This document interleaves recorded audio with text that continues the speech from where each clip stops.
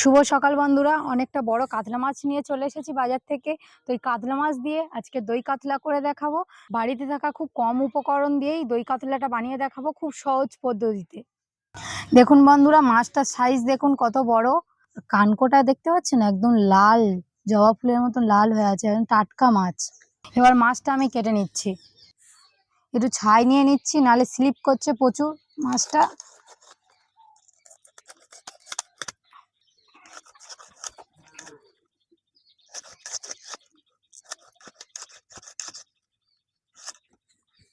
কত বড় বড় আঁশ দেখুন বন্ধুরা মাছটার।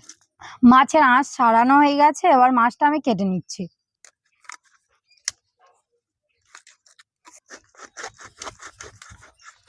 দেখুন বন্ধুরা, একদম লাল জবা ফুলের মতন হয়ে আছে কানকোটা, একদম লাল।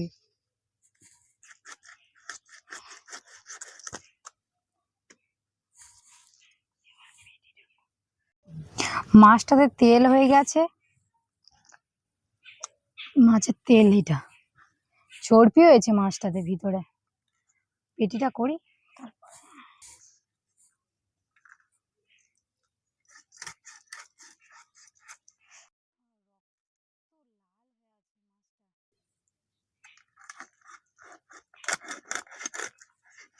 মাছের পেটিও হয়েছে অনেকটা বড়,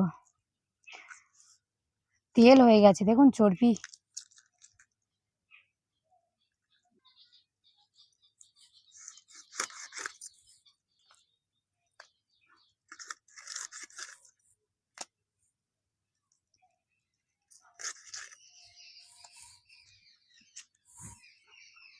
মাছগুলো এবার ধুয়ে আনবো আর জায়গাটা এবার পরিষ্কার করে নেব।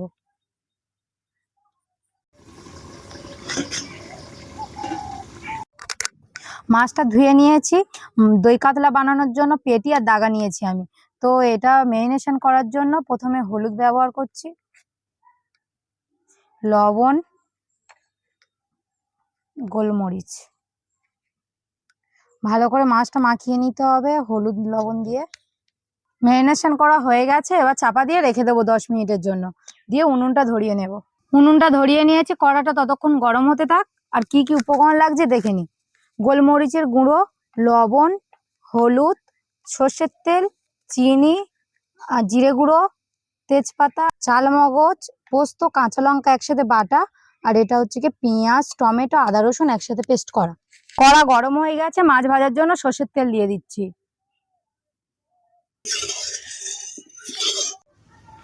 তেল গরম হয়ে গেছে, মাছগুলো দিয়ে দিচ্ছি তেলের মধ্যে।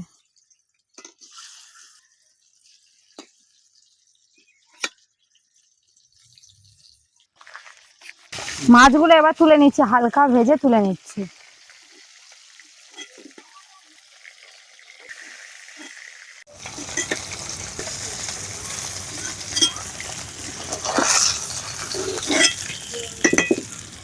ওই তেলে কালো জিরা তেজপাতা দিয়ে দিচ্ছি ফোড়নে।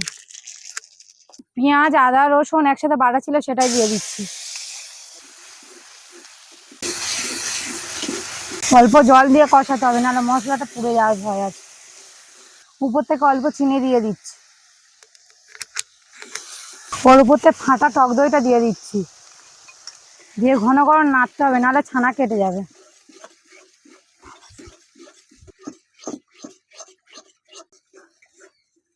উপর থেকে জিরের গুঁড়ো দিয়ে দিচ্ছি। রান্নাতে হাফ চামচ লবণ দিয়ে দিচ্ছি। এখানে আমি কোনো কালার, হলুদ, লঙ্কার গুঁড়ো কিছুই ব্যবহার করব না। চালমগজ, পোস্ত, কাঁচা লঙ্কা একসাথে বাটা ছিল সেটা দিয়ে দিচ্ছি। মশলা থেকে তেল ছেড়ে দিয়েছে, একটা কত সুন্দর কালার এসে গেছে। এবার আমি অল্প জল দিয়ে দেবো। এই রান্নাটা একটু গ্রেভি গ্রেভি হবে, সেই জন্য অল্প জল ব্যবহার করব। ঝোলটা একটু ফুটে গেছে, এর মধ্যে মাছগুলো দিয়ে দিচ্ছি।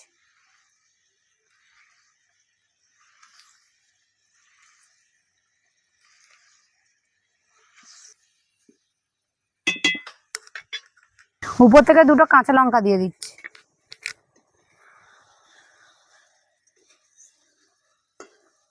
হয়ে গেছে, নামিয়ে নিচ্ছি।